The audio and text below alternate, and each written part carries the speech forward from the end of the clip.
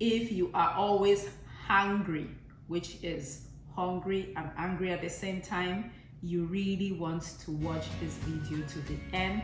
I might have the solution for your hunger problems in today's video.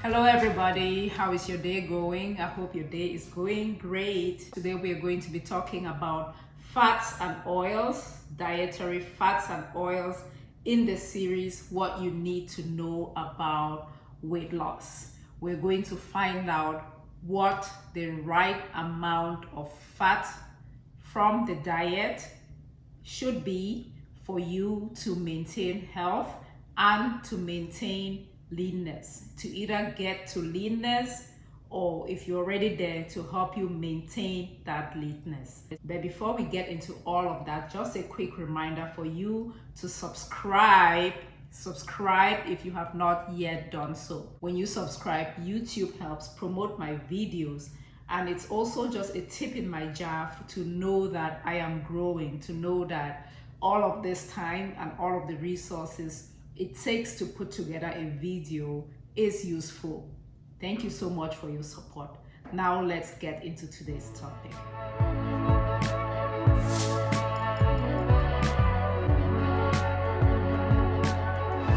I always like to establish a basic definition so that we are all on the same page. As far as the chemistry, the basic unit in fats and oils are carbon, hydrogen, and oxygen. They come from plant sources and animal sources. Animal sources usually are the fats, and then from the plant sources we have oils.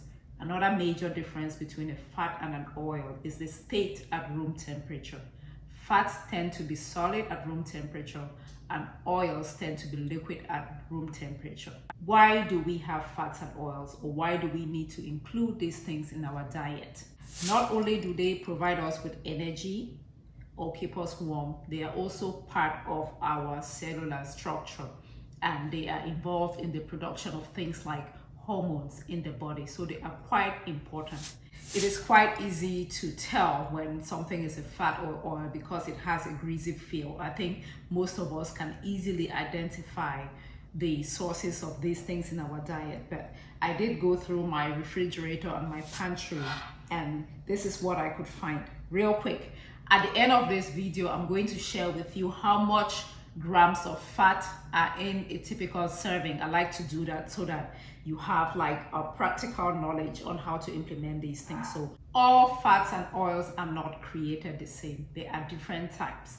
So we have saturated fats and then we have unsaturated fats. The saturated fats are things like butter, dietary sources, butter, coconut oil, palm oil, and then fats from animal sources like your steak. Then the unsaturated fats are things like olive oil, fats from nuts and seeds, fats from olives, fats from avocado. Those are all unsaturated fats.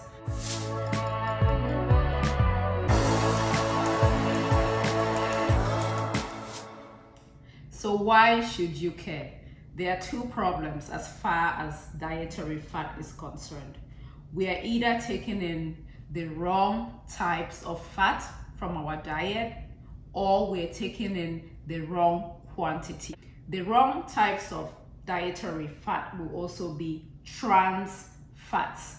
These are things from these are fats from sources like margarine. I can't believe it's not butter. Those kinds of things where it is not real in nature, it is manufactured in a factory somewhere. You should be on the watch out for those. The other problem with the dietary fat is we're taking in the wrong amount.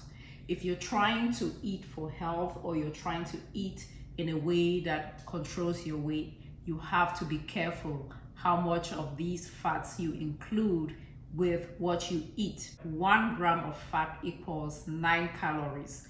So fat is extremely calorie dense, which means you have to be careful about how much of it you include in your diet.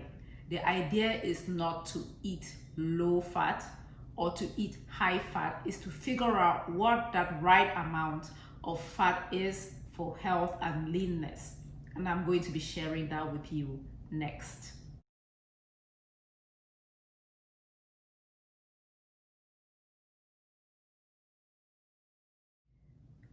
According to nutrition research and based on the assumption that you eat 3 to 4 meals a day, the amount of fat in grams from your diet per meal that will control hunger, promote satiety, help you last longer between meals, help you manage your calorie intake, basically help you stay healthy and lean, is between 15 grams and 20 grams.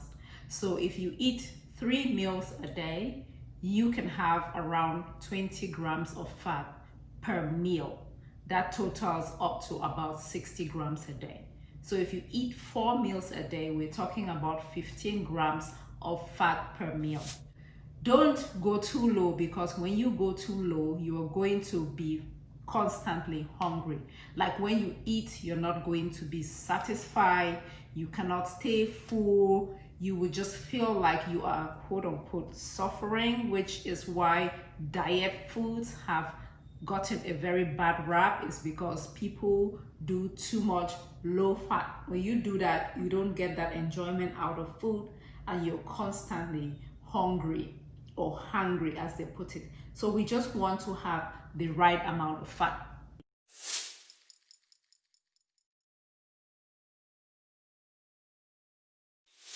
If right now, when you eat breakfast or meal number 1, you cannot go for more than 4 hours without feeling like you're going to kill somebody, then probably the amount of fat that you're having in your diet is not enough. Pay attention, okay? Now, and this is not to say you should just add avocado to everything like I see people do. Keep in mind that you have fat coming from maybe your meat. Whatever meat you put in your food has some fat in it. If you put fish, it has some fat in it. If you put chicken, it has some fat in it. So get into the habit of knowing, which is why I take my time to buy all of these things, measure them out, and share with you. Get into the habit of knowing how much fats, how much protein, all of these macronutrients I've been talking about, of knowing how much of them are in the amount of food that you're about to eat.